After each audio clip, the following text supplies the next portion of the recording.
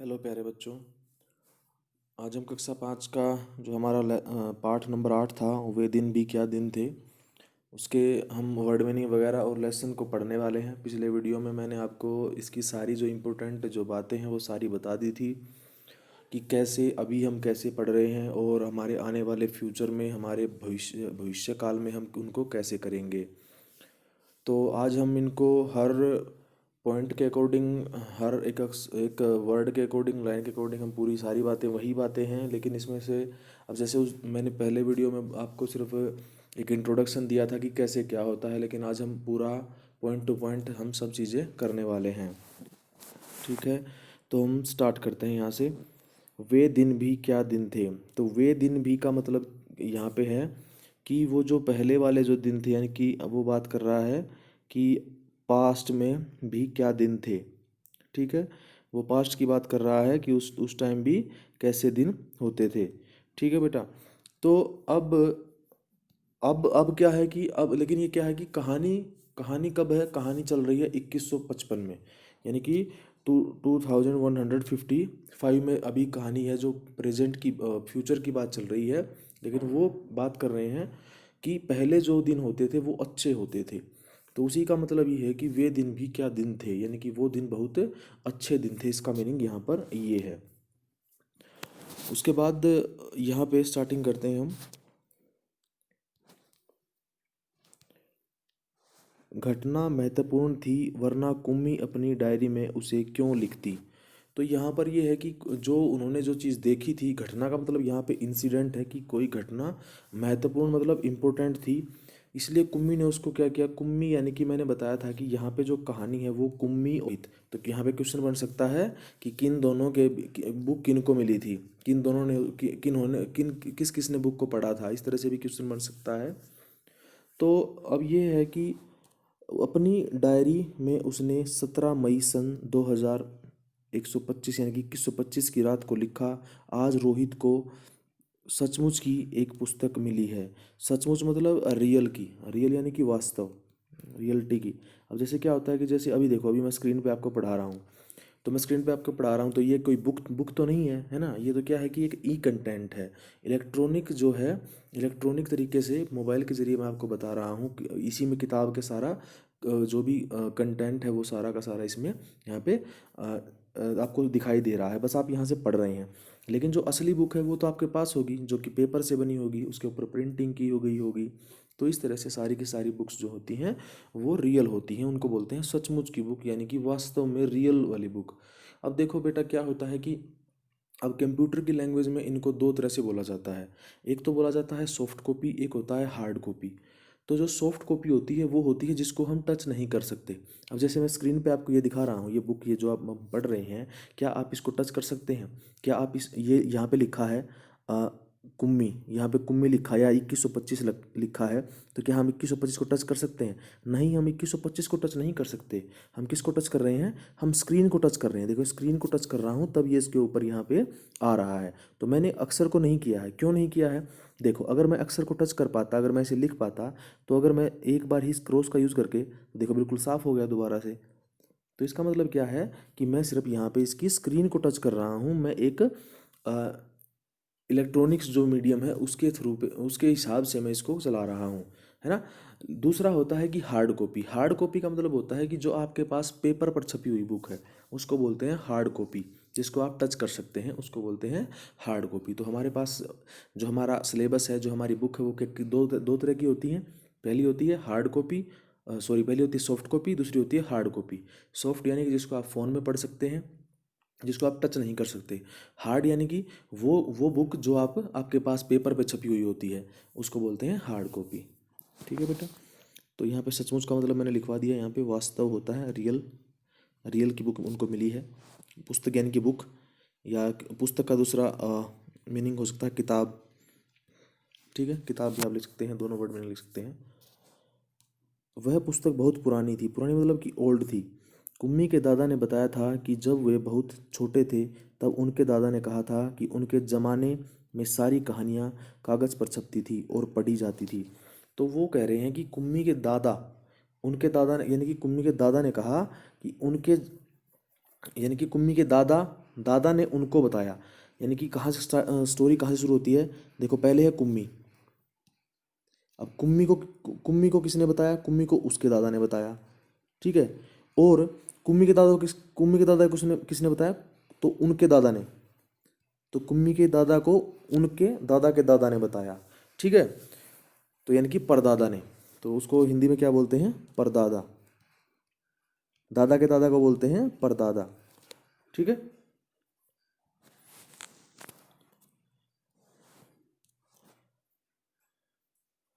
उसके बाद है यहाँ पे, कुम्मी के दादा ने बताया था कि जब वे बहुत छोटे थे, ये हो गया हमारा, पुस्तकों में पृष्ठ होते थे जिन पर कहानियाँ छपी होती थी।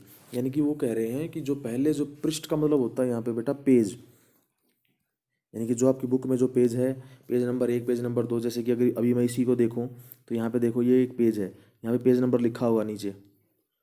ठीक है। तो यहाँ पे ये देखो ये रहा पेज नंबर 63 है, 63 नंबर पेज नंबर है। उसके बाद 64 नंबर आएगा। ये देखो यहाँ पे ये लिखा 64 नंबर। ठीक है। तो इस तरह से क्या है, पृष्ठ, पृष्ठ यानी कि पेज। तो वो पेज नंबर, पेज क्या होते थे, वो कहाँ पे छपते थे? वो पेजों के ऊपर जो है कहानियाँ, कहानी यानी कि स्टोरी छपती थी, यानी कि प्रिंट होती थी।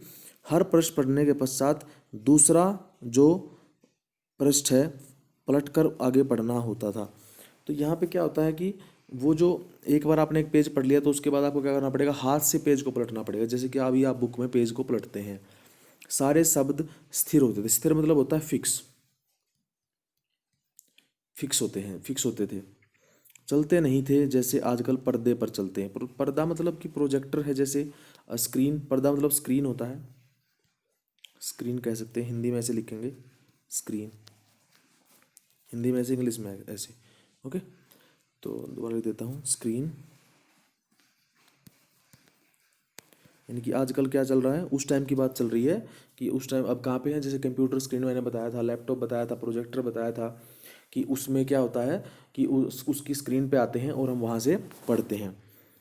फिर आगे कहता है, रोहित ने कहा था कितनी किताबें बेकार हो जाती होंगी। तो उसने बेकार मतलब वेस्ट हो जाती होंगी, व्यर्थ। यानी कि व्यर्थ क्यों कह रहा है? क्योंकि अगर आपने एक बार एक किताब को जो है पढ़ लिया तो उसके बाद क्या होगा, उसको हम दोबारा नहीं पढ़ेंगे, उसको फेंक देंगे तो वेस्ट हो जाएगी। लेकिन ऐसा नहीं होता है। ऐसा क्यों नहीं होता है? क्योंकि हम क्या करते हैं, मान लो हमने एक पूरे साल, एक पूरे सेशन में, जैसे हम क्लास 5 पढ़ रहे हैं, तो आप इस समय क्या है, क्लास 5 में है, क्लास 5वीं में है, लेकिन अगले साल आप क्लास 6ठी में हो जाएंगे, 6 में। तो क्या करेंगे आप अपनी किताबों को क्या करेंगे, डोनेट कर देंगे, या फिर अपनी किताबों को अपने जो अभी जो 4th क्लास में उनको बेच भी सकते हैं, ताकि आपको फ़ायदा भी हो जाए, है ना, ताकि आपको आपको भी नई किताबें लेने के लिए पैसे खर्च ज़्यादा नहीं करने पड़े। तो दोनों तरह से आप कर सकते हैं, आप डोनेट भी कर सकते हैं, आप क्या कर सकते हैं, आप उसको बेच भी सकते हैं। एक बार पढ़ी और फिर बेकार हो गई। बेकार मतलब वो मैंने बता दिया बेकार का मीनिंग। अब तो हमारे टेलीविज़न के पर्दे पर न जाने कितनी पुस्तकों की सामग्री आ जाती। सामग्री होता है बेटा मटेरियल, यानी कि सामग्री यानी कि मटेरियल, जितना मटेरियल होता है वो हमारा टेलीविज़न के पर्दे पर, टेलीविज़न पर्दे का मतलब है टेलीविज़न की स्क्रीन पर आ जाता है। टीवी, जिसको हमारे घर में होता है ना टीवी, तो उसकी फुल फॉर्म क्या होती है? टेलीविज़न। इस तरह से टेलीविज़न।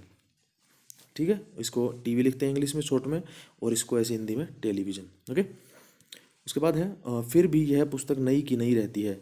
तो वो कहते हैं कि क्या करते हैं कि हम टीवी पे देख लेते हैं, उसके बाद जब जब भी इसको चलाओगे बिल्कुल न्यू लगेगी। अब वो सही कह रहा है वैसे तो, क्योंकि हम जो अभी हम बुक पढ़ रहे हैं, जो हमारे पास कागज़ पे छपी हुई बुक है, अब वो क्या करते हैं, हम उसको हर रोज़ यूज़ करते हैं तो वो गंदी भी हो जाती है। हम उस पर नाम भी लिखते हैं, हम उस पर वर्ड मीनिंग भी लिखते हैं, लेकिन वो गंदी का मतलब ये नहीं है कि हम उसको वेस्ट कर रहे हैं, उसको ख़राब कर रहे हैं।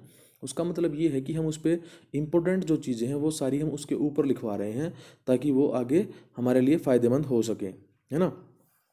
उसके बाद कुम्मी ने भी रोहित की हाँ में हाँ मिलाई। तो हाँ में हाँ मिलाने का मतलब है कि उसके साथ जो उसने बोला, रोहित ने जैसे बोला, उसने कहा कि हाँ ऐसा ही होता होगा।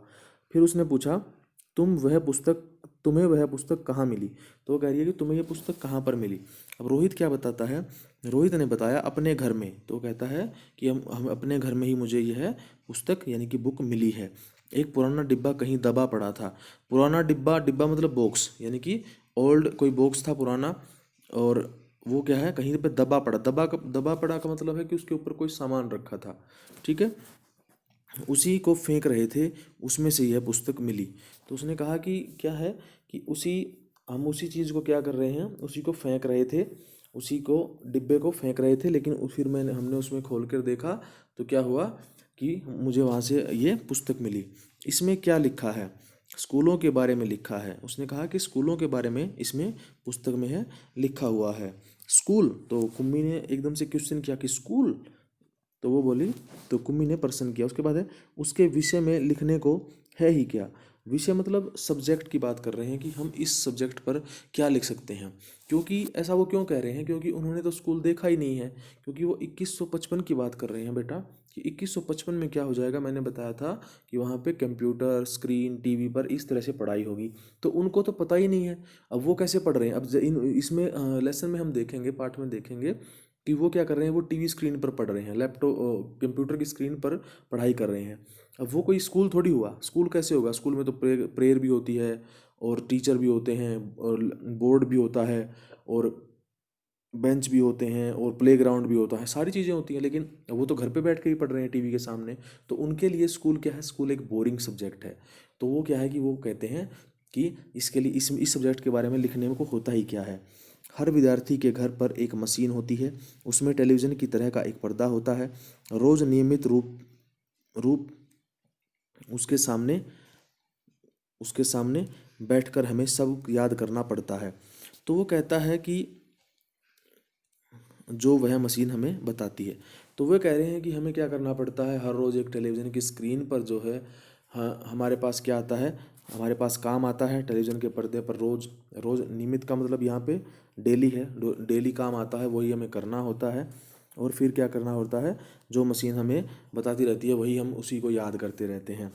सारा गृह कार्य करके दूसरे दिन उसी मशीन में डाल देना होता है। यानी कि अब जो काम उसने आज दिया है, वो काम आपको अपनी नोटबुक में करना होगा, और उसके बाद क्या होगा कि नेक्स्ट डे आपको वो काम मशीन में जगह होगी, उसमें डालना होगा।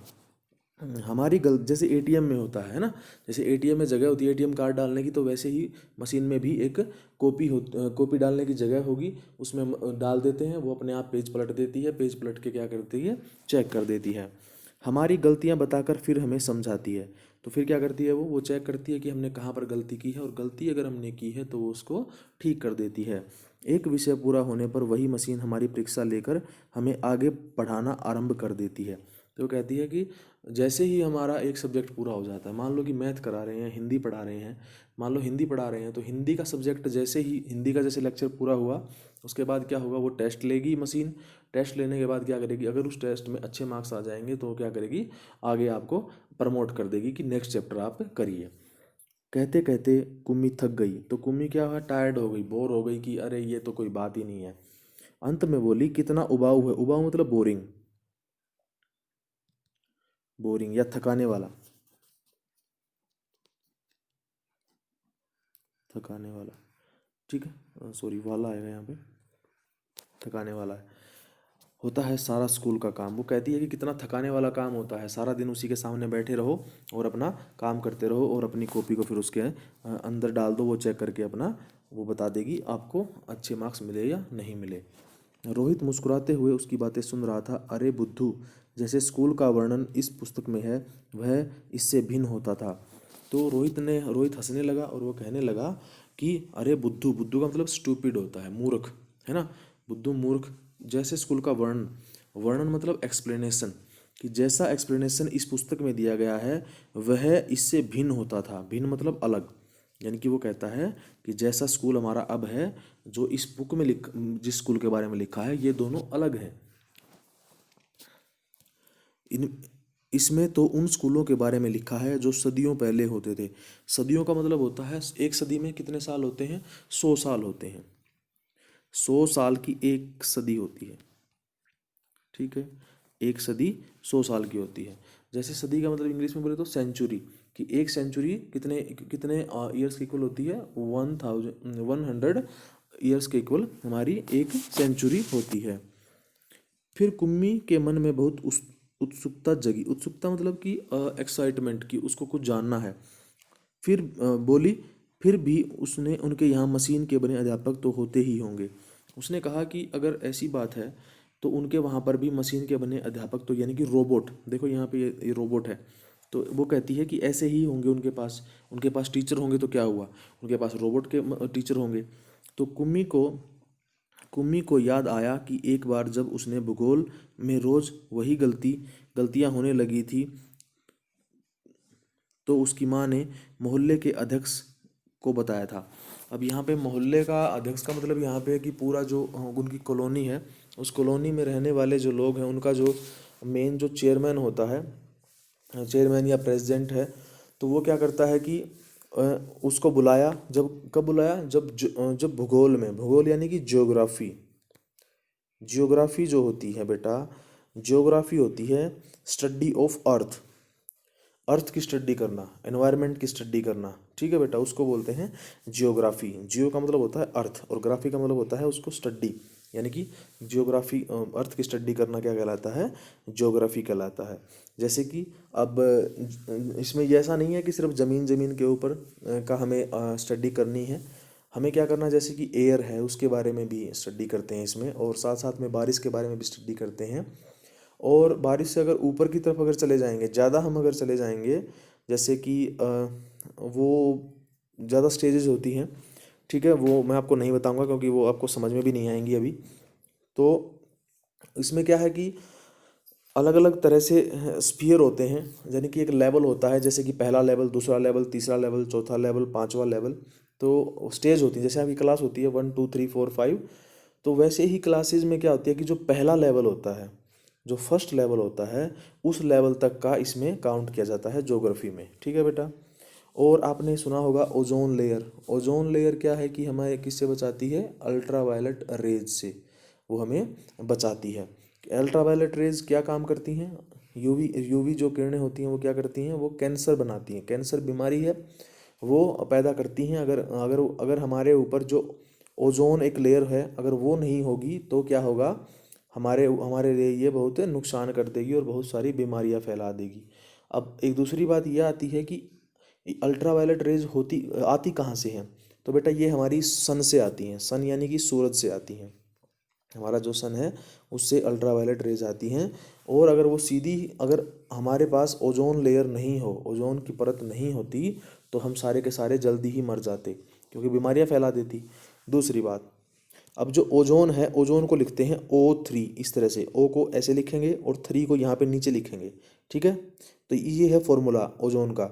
और ये बहुत ही पॉइजनस गैस होती है, अगर ये हमारे नीचे होती, अगर जहाँ पे हम रह रहे हैं, तो लगभग सभी मर जाते क्योंकि ये जहरीली होती है, ठीक है। वैसे हमारे लिए ये बहुत अच्छी है, हमें हमें बचाती है अल्ट्रा वायलेट रेज से। लेकिन अगर ये हम सांस अगर इससे ले लेंगे, अगर हमारे अंदर लंग्स में, फेफड़ों में चली जाएगी तो हमें मार भी सकती है, ये पॉइजनस होती है। ओके, चलिए। तो उन्होंने क्या किया था कि मोहल्ले के अध्यक्ष को बताया था।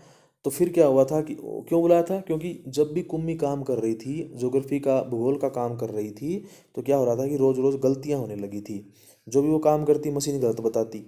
तो फिर क्या हुआ, मोहल्ले का जो अध्यक्ष था उसने क्या किया, तब एक आदमी आया था और उसने मशीन के पुर्जे पुर्जे, पुर्जे पुर्जे मतलब पार्ट, जितने पार्ट हैं उसके, वो सबको सब अलग कर दिए थे। उसने क्या किया, सबको अलग कर दिया। तब उसने एक मन ही मन यह मनाया था कि वह आदमी इस बोर करने वाले अध्यापक को पुनः जोड़ न पाए, जो उसे हमेशा के लिए छुट्टी मिल जाए।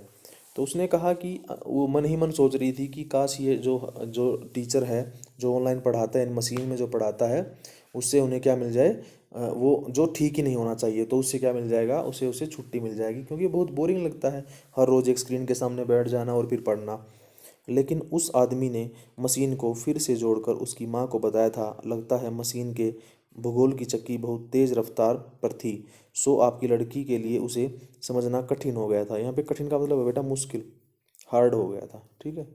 तो यानी कि मशीन की भूगोल की चक्की का मतलब ये है कि भूगोल का जो चैप्टर है, भूगोल का जो टीचर है, वो क्या कर रहा था, वो जो पढ़ा रहा था यानी कंप्यूटर स्क्रीन पे, वो बहुत स्पीड से पढ़ा रहा था, इसलिए कुम्मी को कुछ समझ में नहीं आ रहा था। तो फिर क्या हुआ, अब उससे टेस्ट ले रही है मशीन, तो क्या हुआ था, उसको समझ में नहीं आ रहा था, वो गलत आंसर दे रही थी बार बार।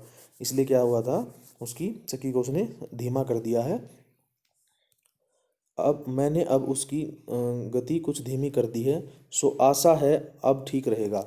अब धीमी का मतलब होता है कम, स्लो कर देना, ठीक है, स्लो कर देना, यानी कि कम कर दिया है उसको। उसके बाद है आशा, आशा मतलब उम्मीद, उम्मीद यानी कि होप। अब उम्मीद है कि अब ठीक रहेगा, वो कहता है कि अब क्या है कि सब ठीक हो जाएगा। और कुम्मी को उस समय भूगोल का सबक सीखने बैठ जाना पड़ा था। सबक मतलब होता है लेसन या पाठ, पाठ सीखने बैठ जाना पड़ा था, यानी कि उसको बैठना पड़ा। जब उसने मशीन ठीक कर दी तो उसको बैठना पड़ेगा, वो ऐसे तो कह नहीं सकती कि मशीन ख़राब है मैं तो नहीं पढ़ूंगी, है ना, तो उसको बैठना पड़ा। अब क्या हुआ कि मन ही मन वह उस मशीनी अध्यापक को कोसती रही। कोसना मतलब होता है कि उसको गुस्सा करना, उसके ऊपर गुस्सा करना, उसको मतलब कहना कि इसने मुझे तंग कर रखा है, मैं तो इसको पढ़ना ही नहीं चाहती हूँ, मुझे अच्छा नहीं लगता है, इस तरह से ये जो बातें होती हैं उसको कोसना बोलते हैं, ठीक है। तभी रोहित ने कुम्मी को सोचने के सिलसिले को, सिलसिला होता मतलब होता है क्रम, यानी कि वो लगातार उसको सोच रही थी बार बार, तो उसने उसको तोड़ दिया। तोड़ दिया का मतलब यहाँ पे क्या है कि तोड़ना, सिलसिले को तोड़ने का मतलब ये है कि वो बीच में बोल पड़ा। अब कुम्मी क्या है, कुम्मी ये सारी बातें सोच रही थी यहाँ पे कि मशीन ख़राब हो गई थी, फिर वो अध्यक्ष को बुलाया। अब अध्यक्ष को बुलाया तो फिर उसने एक आदमी को भेजा, अध्यक्ष ने, फिर वो आदमी ने उसको ठीक किया, फिर उसको पढ़ना पड़ा इस तरह से। बोला हाँ, तब अध्यापक तो होते थे परंतु मशीनी नहीं, स्त्रियां और पुरुष होते थे। अब वो रोहित कह रहा है कि हाँ, अध्यापक तो होते थे लेकिन स्त्रियां और पुरुष होते थे, यानी कि लेडी और जेंट टीचर होते थे। जैसे अभी होते हैं, हम पढ़ा रहे हैं, जैसे हम टीचर हैं और बाकी जो टीचर हैं स्कूलों में वो सारे क्या हैं, बस स्त्री और पुरुष हैं, यानी कि लिविंग। ओके, आगे है क्या कहा, कहीं कोई स्त्री या पुरुष इतने सारे विषय हमें सिखा सकता है। तो कुम्मी क्या कहती है कि क्या कोई स्त्री या पुरुष हमें सारे विषय पढ़ा सकता है, यानी कि सारे सब्जेक्ट हमें सिखा सकता है। क्यों नहीं, वह बच्चों के सारे विषय समझाते थे, गृह कार्य देते थे और प्रश्न पूछते थे। गृह कार्य का मतलब होता है बेटा होमवर्क, और प्रश्न का मतलब होता है क्वेश्चन। तो वो क्या करते थे, वो सारे के सारे क्या करते थे, गृह का सब सब्जेक्ट पढ़ाते थे और गृह कार्य देते थे और प्रश्न भी पूछते थे। प्रश्न कैसे पूछते थे, जैसे कि अभी मैंने पूछा था, अब मैं जैसे क्वेश्चन पूछूँ आपसे कि बुक किसको मिली थी, किसने बैठकर बुक को पढ़ा था, तो बुक किसको मिली थी। अब आप आंसर देंगे तो कैसे, किसको मिली थी, बुक रोहित को मिली थी। और उसको पढ़ा किसने था, रोहित और कुम्मी दोनों ने, ठीक है, दोनों ने उसको पढ़ा था, ठीक है। अध्यापक बच्चों के घर नहीं जाते थे, बल्कि बच्चे एक विशेष भवन में जाते थे जिसे स्कूल कहते थे। तो ये कहते हैं कि विशेष मतलब होता है स्पेशल, और भवन का मतलब होता है बिल्डिंग।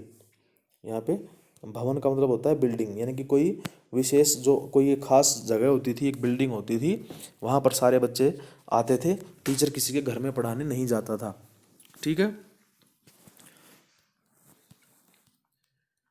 जारी रखते हैं। कुम्मी का अगला प्रश्न था, अगला प्रश्न क्या था, उसका अगला क्वेश्चन क्या था, तो क्या सभी बच्चे एक समय में एक जैसी ही चीज़ें सीखते थे। तो कहती है कि क्या अगर ऐसा होता था तो जब एक टीचर पढ़ा रहा है या दो टीचर पढ़ा रहे हैं क्लास में या तीन टीचर हर पीरियड वाइज पढ़ा रहे हैं, तो क्या सारे बच्चे एक एक ही चीज़ सीखते थे एक ही टाइम में।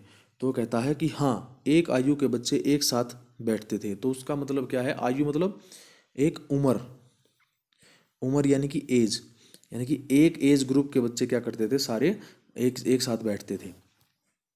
लेकिन माँ कहती है कि मशीनी अध्यापक हर बच्चे की समझ के अनुसार पढ़ाता है। फिर पुराने ज़माने में यह कैसे संभव होता था। संभव का मतलब यहाँ पे है पॉसिबल होना। तो वो कहती है कि, लेकिन माँ तो कहती है कि जो मशीनी अध्यापक है, यानी कि जो मशीनी जो टीचर है, मशीनी टीचर जो है वो क्या करता है, बच्चों की समझ के अकॉर्डिंग उन्हें पढ़ाता है। तो क्या पुराने ज़माने में ऐसा पॉसिबल था, क्या ऐसा हो सकता था। तब वे लोग इस प्रकार नहीं करते थे। तो वो बताता है कि तब वो लोग ऐसे इस तरह नहीं करते थे, इस प्रकार मतलब इस तरह से नहीं करते थे। रहने दो, तुम्हारी इच्छा ही नहीं है तो मैं वह पुस्तक तुम्हें नहीं दूंगा। तो अब वो क्या है कि कुम्मी उसको बार बार प्रश्न पूछ रही थी कि मशीनी, या मम्मी कहती है कि मशीनी अध्यापक अच्छे होते हैं। तो क्या हुआ कि रोहित थोड़ा सा गुस्सा आ गया रोहित को, तो वो बोलता है कि ठीक है, तुमको इच्छा ही नहीं है।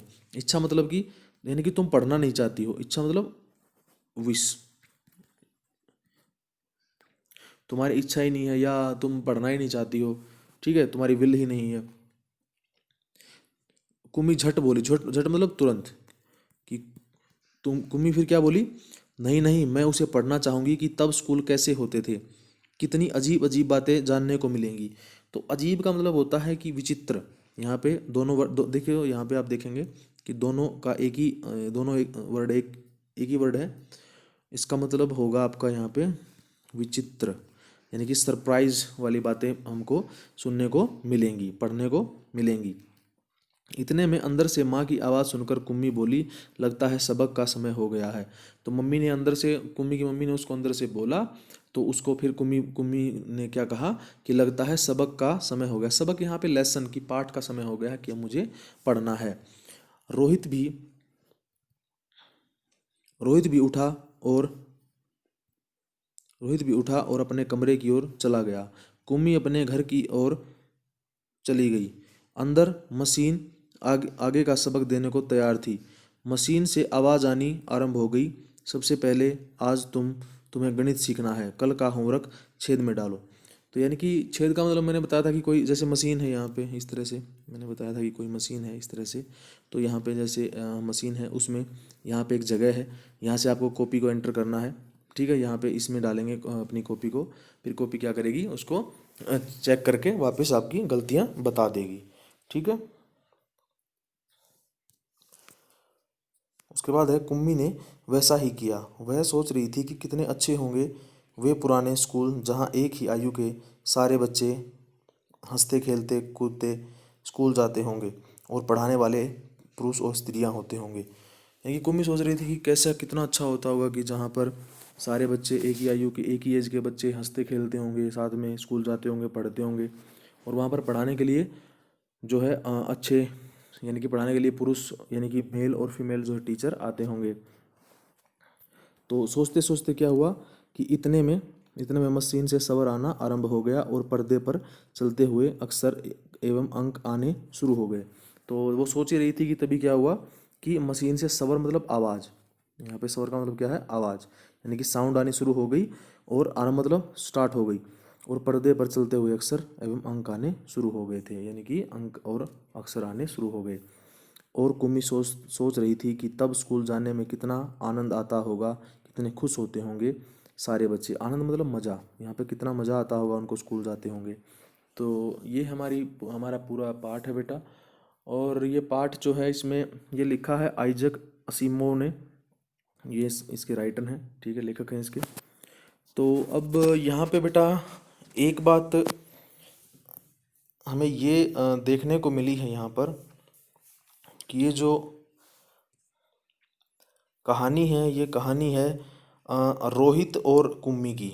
अब रोहित और कुम्मी का में यहाँ पे जाके पता चलता है कि रोहित भी उठा और अपने घर की ओर चल दिया, कुम्मी अपने घर की ओर चल दी। तो यानी कि क्या है कि दोनों अलग अलग हैं, दोनों एक घर में नहीं रहते हैं, तो वो भाई बहन नहीं हैं। ठीक है बेटा, तो इस बात का आप ध्यान रखेंगे, वो भाई बहन यहाँ पर नहीं हैं। ओके, मिलते हैं नेक्स्ट वीडियो में। Thank you.